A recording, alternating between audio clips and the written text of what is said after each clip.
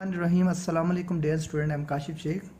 Chapter number 4 में आज हम लेक्चर नंबर 3 को पढ़ेंगे, जिसका टॉपिक है structure of a generalised cell. अब इस टॉपिक में हम एक टेक्निक को पढ़ेंगे जिसका नाम है सेल्फ फ्रैक्शनेशन। सेल्फ फ्रैक्शनेशन एक टेक्निक है। फ्रैक्शनेशन बेसिकली कहते हैं स्मॉल पार्ट को। बेसिकली हम अब सेल को के स्ट्रक्चर को पढ़ना चाह रहे हैं अलहदा करके, यानी कि सेल के अंदर जितने भी कंपोनेंट्स हैं, जो जो चीज सेल के अंदर मौजूद है, हम उसको सेपरेट करके अलग से उसको पढ़ना चाह रहे हैं। तो ऐसी टेक्निक है जो सेल को टुकड़ों में तकसीम करती है और सेल में से उस हिस्से को निकलवाने में मदद करती है जो हम स्टडी करना चाहते हैं। तो technique which is use to separation and isolation of component cell, ऐसा तरीकाकार जिसके अंदर हम सेल को यूज करते हैं एज ए मशीन में ऐड करवाकर, मशीन में डालकर सेल को, उसको हम सेपरेट करवाते हैं उसके पार्ट्स को। तो आइसोलेट करना, सेपरेशन करना, ताकि हम उसको अलहदा से स्टडी कर सकें, तो उसको हम सेल्फ फ्रैक्शनेशन कहते हैं। इंपॉर्टेंस क्या है इसकी? Structure of the cell can be study under the light microscope and electron microscope. अब जो हमने चीज सेपरेट की है उसको हम स्टडी कर सकते हैं लाइट माइक्रोस्कोप से भी और इलेक्ट्रॉन माइक्रोस्कोप से। जितनी उस स्ट्रक्चर की रेजोल्यूशन होगी उसी के एतबार से हम माइक्रोस्कोप इस्तेमाल कर सकते हैं। तो जैसे ही मैं एग्जांपल आपको दे देता हूं, जैसे एक क्लास में 50 स्टूडेंट बैठा है तो हम एक स्टूडेंट पे फोकस नहीं कर सकते। जैसे बहुत एक सेल है, इसके अंदर न्यूक्लियस है, डिफरेंट ऑर्गेनेलिज है, माइटोकॉन्ड्रिया, राइबोसोम, साइटोप्लाज्म। हम चाहते हैं कि हम एक को निकाल कर स्टडी कर सकें, जैसे कि माइटोकॉन्ड्रिया को निकाल कर स्टडी कर सकें। तो माइटोकॉन्ड्रिया को निकाल कर हम स्टडी किसके ऊपर करेंगे? माइक्रोस्कोप के जरिए। तो माइक्रोस्कोप के जरिए हम क्या है उसको स्टडी कर सकते हैं। तो बेसिकली तो हम उसी तरह एक स्टूडेंट को अगर हम सेपरेट पढ़ाएं तो हम उस पर ज्यादा तवज्जो देंगे, उसको बात की ज्यादा समझ आएगी, उससे हम उसको अच्छी तरीके पढ़ा सकते हैं। तो इसी तरह ये है कि सेल में से एक स्ट्रक्चर को ले लेना, उसको अच्छे तरीके से स्टडी करना, और वो कैसे होगा? वो इस सेल्फ फ्रैक्शनेशन की टेक्निक के जरिए होगा। अब टेक्निक का मैकेनिज्म क्या, वो डिस्कस कर लेते हैं। सबसे पहले जी मॉडर्न टेक्नोलॉजी है ये, क्योंकि इलेक्ट्रॉन माइक्रोस्कोप से हम देख सकते हैं, किसी चीज को ऑब्जर्व कर सकते हैं, पता लगा सकते हैं कि इस चीज में क्या क्या। लेकिन सेल्फ फ्रैक्शनेशन से हम उस टुकड़े को अलहदा कर सकते हैं जो हम सेल के अंदर चाहते हैं, जिसके बारे में हम स्टडी चाहते हैं। तो modern technology enables to isolate various component. ये जो सेल्फ फ्रैक्शनेशन है ये एक मॉडर्न टेक्नोलॉजी है। इसने हमें इस काबिल बना दिया है कि हम अलहदा करें मुख्तलिफ कंपोनेंट्स ऑफ सेल फ्रैक्शनेशन, यानी कि सेल के छोटे छोटे टुकड़ों को एक टेक्निक के जरिए and to study in detail, और तफसील के साथ स्टडी करें। जैसे कि मैं चाहता हूं कि माइटोकॉन्ड्रिया के बारे में मैं जानना चाहता हूं कि माइटोकॉन्ड्रिया क्या चीज़ है, माइटोकॉन्ड्रिया किस चीज़ से मिलकर बना है, क्या क्या चीज़ है माइटोकॉन्ड्रिया। तो हमने माइटोकॉन्ड्रिया को सेल से अलहदा करना। अलहदा कैसे करेंगे? वो हम सेल्फ फ्रैक्शनेशन के जरिए करेंगे। तो अभी हम देख लेते हैं कि टेक्निक क्या है, तरीकाकार क्या, अलहदा कैसे होते हैं, उसको हम पढ़ लेते हैं। सबसे पहले होमोजेनाइजेशन। होमोजेनाइजेशन का मतलब होता है एक जैसा मटेरियल बनाना, एक जैसा मटेरियल बनाना, यकसा महलूल जिसे हम कहते हैं। देखें, मिसाल के तौर पर हमारे पास एक टेस्ट ट्यूब है। टेस्ट ट्यूब के अंदर हमने टिश्यूज को ऐड कर दिया, क्योंकि सेल मिलकर टिश्यू बनाते हैं, ऐसे टिश्यू को हमने ऐड कर दिया। अब इसको हमने एक मशीन में डाल दिया जिसे हम कहते हैं सेंट्रीफ्यूज मशीन, जो वाइब्रेट करती है, जिसे वाइब्रेटर भी कहते हैं। तो ये इसे घुमाएगी, जैसे हम किसी चीज को शेक करते हैं तो ये घुमाएगी। जैसे ही ये घुमाएगी तो इसका मटेरियल जो है वो होमोजेनाइज हो जाएगा। ऐसे सेम इसी तरह जिस तरह हम मिल्क शेक बनाते हैं, हम सेब के और आम के बड़े बड़े टुकड़े डालते हैं, फिर हम उसको क्या करते हैं, दूध में डाल के उसको ग्राइंड करते हैं, उसको घुमाते हैं, वाइब्रेट करते हैं। तो उसके बाद वो दूध के अंदर आम या सेब जो है वो मिक्स हो जाता है, तो उसको हम होमोजेनाइज कहते हैं। तो वो बिल्कुल मिक्स हो जाता है, उसे हम होमोजेनाइजेशन कहते हैं। During the self fractionation the tissue क्यों ले रहे हैं? क्योंकि टिश्यू सेल मिलकर क्या बनाते हैं, टिश्यू बनाते हैं। होमोजेनाइज, टिश्यू को होमोजेनाइज किया जाएगा आपके सामने, और डिसरप्टेड बाय स्पेशल इंस्ट्रूमेंट, और उन टुकड़ों को अलग अलग किया जाएगा एक इंस्ट्रूमेंट के जरिए, वाइब्रेटर के जरिए, हम सेंट्रीफ्यूज कहते हैं। अब होता क्या है, centrifugation, the instrument which is used to separation various component by homogenate. अब जो मटेरियल बना है, होमोजेनेट मटेरियल बना है, अब मिसाल के तौर पर मैं इसमें से एक पार्ट इधर से ले लेता हूं, एक हिस्सा यहां से ले लेता हूं, एक हिस्सा यहां से ले लेता हूं, एक हिस्सा यहां से ले लेता हूं, तो मैं 4 सैंपल यहां से लेता हूं। अब जो मैंने 4 सैंपल लिए हैं उनकी कंपोजिशन सेम होनी चाहिए, कंपोजिशन सेम होनी चाहिए, तब मैं कहूंगा ये होमोजेनाइज है, क्योंकि एक जैसे हैं सारे। तो जो होमोजेनाइज किया हुआ मटेरियल है, जैसे ये एक टेस्ट ट्यूब है, उसमें हमने मटेरियल को होमोजेनाइज किया, इस होमोजेनाइज को हम एक मशीन में डालें जिस सेंट्रीफ्यूगेशन मशीन है। और सेंट्रीफ्यूगेशन मशीन किस तरह की होती है, वो वाइब्रेट करती है, और वाइब्रेट कैसे करती है, जिस तरह ये एक टेस्ट ट्यूब, इस तरह मशीन के अंदर टेस्ट ट्यूब को डाल दिया जाता है,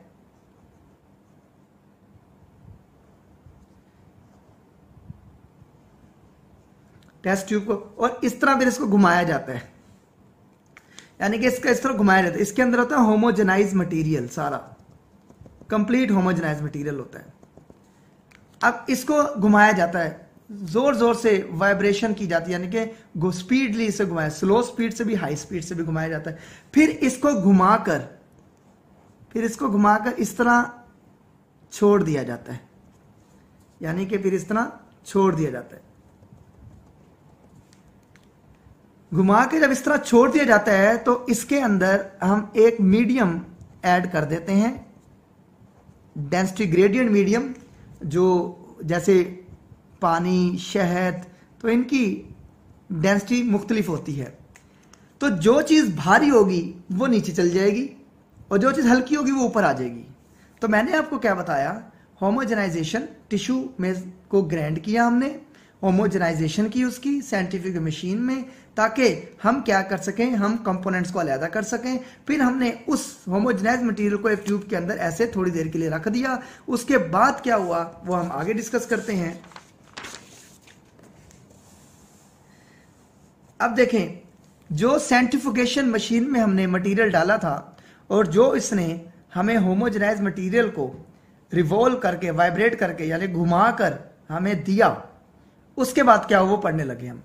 ड्यूरिंग ग्रेडियंट, सेंट्रीफ्यूगल ग्रेडियंट आप सब जानते हैं, ग्रेडियंट क्या चीज होती है, जो चीज भारी होगी उस मीडियम के, जो हमने ऐड किया हुआ मीडियम, कोई भी मीडियम हम ऐड कर सकते हैं, तो जो चीज भारी होगी वो नीचे जाके बैठ जाएगी, जो चीज हल्की होगी वो ऊपर आ जाएगी। अब ऐसे ही इसके अंदर हो रहा है, the homogenate mixture put in the centrifuge machine, the machine work at the speed medium speed, sorry. देखें, जब हम मिल्क शेक बनाते हैं तो ब्लेंडर में स्पीड के बटन लगे होते हैं, तो पहले हम मीडियम स्पीड पर उसको चलाते हैं, तो फिर हम हाई स्पीड पर चलाते हैं। अगर चीज मीडियम स्पीड पर ही हल हो जाती है तो हम हाई स्पीड पे नहीं जाते, तो इसलिए हम पहले मीडियम स्पीड दे रहे हैं। अब मीडियम स्पीड देने से होगा क्या, during this process different parts of the cell are separated. अब डिफरेंट पार्ट सेपरेटेड हो जाएंगे इन डिफरेंट लेयर्स, मुख्तलिफ लेयर्स में, किस बेस पर, on the basis of size, weight यानी वॉल्यूम, डेंसिटी वगैरह। अब कैसे, मैंने सेंट्रीफ्यूज मशीन मटेरियल डाला होमोजेनेट, उसके बाद जो मुझे मीडियम डालने के बाद लेयर्स बनी, तो लेयर्स इस तरह लेयर्स बनी उसके अंदर, पहली लेयर, दूसरी लेयर, तीसरी लेयर, चौथी लेयर, इस तरह यानी कि 4 लेयर्स बन गई। मिसाल के तौर पर मैं कहता हूं माइटोकॉन्ड्रिया सबसे वजनी था डेंसिटी के लिहाज से, उस मीडियम से वो नीचे जाके बैठ गया। लाइजोसोम उससे हल्का था, राइबोसोम उससे हल्का था, गोल्गी अपरेटस उससे हल्का था। तो सेल के कंपोनेंट्स हमें पता चल गया। अब हम क्या करेंगे, इस माइटोकॉन्ड्रिया को ले लेंगे या इस राइबोसोम को ले लेंगे, ताकि हम अकेले से इसकी क्या कर सकें, स्टडी कर सके। तो इस टेक्निक को हम सेल फ्रैक्शनेशन कहते हैं, जिसके अंदर हमने सेल को टुकड़ों में तकसीम कर दिया और फिर हर सेल के टुकड़े जो है वो ग्रेडियंट बना रहे हैं, जिससे हम हर सेल के टुकड़ों का अलग है। जैसे माइटोकॉन्ड्रिया सेल में हजारों की तादाद में होंगे, लाखों की तादाद में भी हो सकते हैं, लेकिन तमाम माइटोकॉन्ड्रिया की डेंसिटी एक जैसी होगी, स्ट्रक्चर एक जैसा होगा। तो हम माइटोकॉन्ड्रिया को ले लेंगे और फिर हम माइक्रोस्कोप के नीचे देखेंगे कि अकेले माइटोकॉन्ड्रिया को, क्योंकि फोकस हमारा उसके ऊपर रहेगा, तो हम देखेंगे कि माइटोकॉन्ड्रिया किन किन चीजों से मिलकर बना हुआ है। तो ये टेक्निक जो है यूज होती है, उसे हम सेल फ्रैक्शनेशन कहते हैं। Of the medium, this is density gradient scientific, और इसमें तकरीबन 10,000 से ज्यादा जो रेवोल्यूशन होती है पर मिनट, इससे भी ज्यादा हो सकती है। यानी कि 1 मिनट में जो मशीन है वो टेस्ट ट्यूब को 10,000 से ज्यादा घुमाती है, 10,000 से ज्यादा टाइम घुमाती है ताकि टुकड़ों में तकसीम हो सके। अगर हल्की स्पीड पर, मीडियम स्पीड पर भी ये टुकड़े टूटे ना, यानी कि इस तरह लेयर्स ना बने, फिर क्या किया जाता है, फिर हाई स्पीड दी जाती है। जैसे हम मिल्क शेक बना रहे हैं तो हम हाई स्पीड दे देते हैं। जब हम देखते हैं कि एक चीज सही तरह हल नहीं हो रही तो हम उसको हाई स्पीड पर ले जाते हैं। तो इसी तरह some cell parts require very high speed. Ultra centrifugation, ultra का मतलब और ज्यादा स्पीड देना, सेंट्रीफ्यूज का मतलब घुमाना कहते हैं, सेंट्रीफ्यूज घुमाना, तेजी से घुमाना। Some cell parts require very high, कुछ सेल के पार्ट होते हैं वो हल्की स्पीड पे टूटते नहीं है, उनको हाई स्पीड चाहिए होती है। तो this is for separation from other part, this is achieved through ultra centrifugation. ये तब भी हो सकता है जब हम उसे हाई स्पीड देंगे, the speed of the ultracentrifuges machine. और जो मशीन यहां पे यूज होती है तेज स्पीड के लिए वो अल्ट्राफ्यूजीज मशीन होती है। स्पीड यूजुअली 1 लाख राउंड पर मिनट, यानी कि 1 मिनट में वो 1 लाख दफा रेवोल्यूशन कहते हैं, रेवोल्यूशन या घूमना, राउंड करना पर मिनट। तो जो चीज हाई स्पीड से नहीं होती, स्लो स्पीड से नहीं होती, तो हाई स्पीड से क्या कर लिया जाता है, अलहदा कर लिया जाता है। तो ये बेसिकली टेक्निक है जिसे हम सेल्फ फ्रैक्शनेशन का नाम देते हैं। इसके बाद हम देखते हैं कि बेसिक कंपोनेंट सेल क्या होते हैं। लेकिन ये आप सब जानते हैं, आपने 9th 10th में पढ़ा हुआ है, इससे पहले वाली क्लासों में पढ़ा हुआ है। तो बेसिकली 3 कंपोनेंट्स होते हैं सेल के। एक प्लाज्मा मेम्ब्रेन होती है जो कि, और सेल वॉल होती है। देखिए ये प्लाज्मा मेम्ब्रेन है और प्लांट्स में सेल वॉल होती है और उसके अंदर प्लाज्मा मेम्ब्रेन होती है। साइटोप्लाज्म होता है सेल के अंदर, आप सब जानते हैं, और सेंटर में न्यूक्लियस होता है, न्यूक्लियस कहते हैं सेंटर को। तो ये 3 कंपोनेंट्स होते हैं। अब देखें ये आउटर मोस्ट बाउंड्री है, इसके अंदर साइटोप्लाज्म में ऑर्गेनेलीज होती हैं और न्यूक्लियस के अंदर क्रोमेटिन मटेरियल यानी कि विरासती मादा जिसे हम क्रोमोसोम वगैरह कहते हैं वो होता है। In the traditional system of classification all the organism are divided into plants animal. अब देखिए जो पुराना रवायती तरीकाकार था ना क्लासिफिकेशन का, उसने एनिमल को 2 किंगडम में तकसीम किया हुआ था। 2 किंगडम सिस्टम में प्लांट्स और एनिमल्स को, यानी कि एक किंगडम प्लांटी था और एक किंगडम एनिमेलिया था। ये 2 किंगडम थे, फंजाई, प्रोक्रियोट, बैक्टीरिया, एल्जी, वो क्या थे, वो इन्हीं में आ जाते थे। तो जो पहला सिस्टम था उन्होंने सबको इन्हीं 2 ग्रुप के अंदर डाला हुआ था। The cell of the plants and animals can be distinguished by the presence absence of cell wall.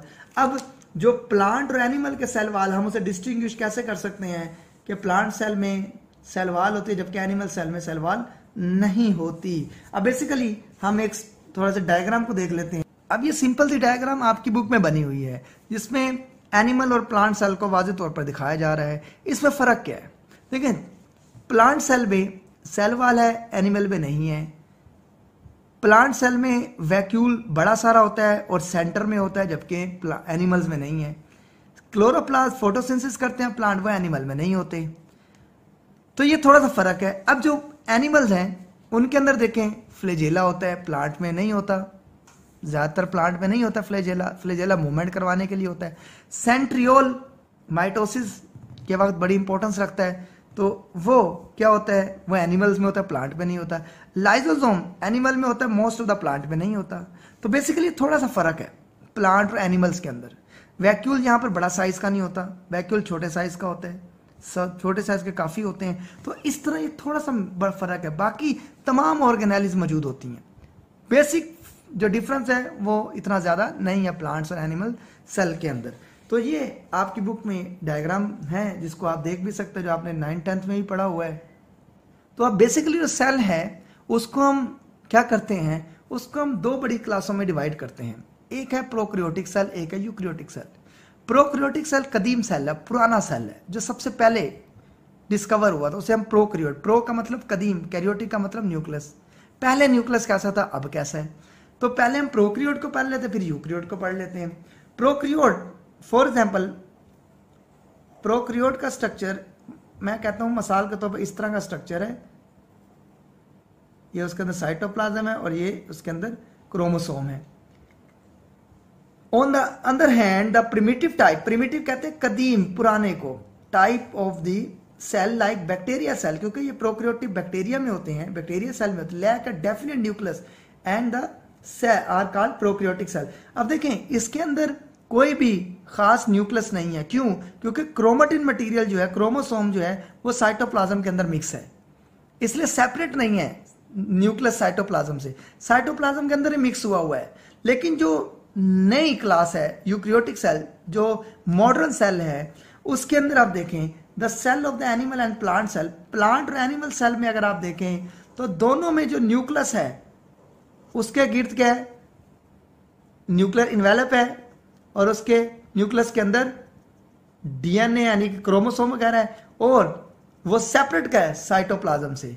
तो इसलिए यहां बताई जा रही है बात, the cells of the animals and plants are complex and have a distinct nucleus, chromatin material is bounded by a membrane. ये आपके सामने बाउंडेड है मेम्ब्रेन से, यहाँ पे कोई मेम्ब्रेन नजर नहीं आ रही है आपको। अंदर क्रोमोसोम मिक्स है साइटोप्लाज्म में, यहाँ क्रोमोसोम मिक्स नहीं है।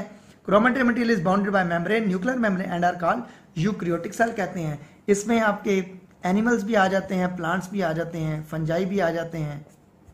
ये एग्जाम्पल है इसकी, जो इस चैप्टर के एंड में हम पढ़ेंगे। लास्ट टॉपिक भी यही है हमारा, यूकैरियोटिक और प्रोकैरियोट। तो यहाँ पे थोड़ी सी बता रही है सेल के, थोड़ी सी बात बताई जा रही है कि सेल के बेसिकली 2 टाइप्स होते हैं। उसके बाद लास्ट में बहुत ही इंपॉर्टेंट ये छोटी सी इंफॉर्मेशन है, size of the eukaryotic cell.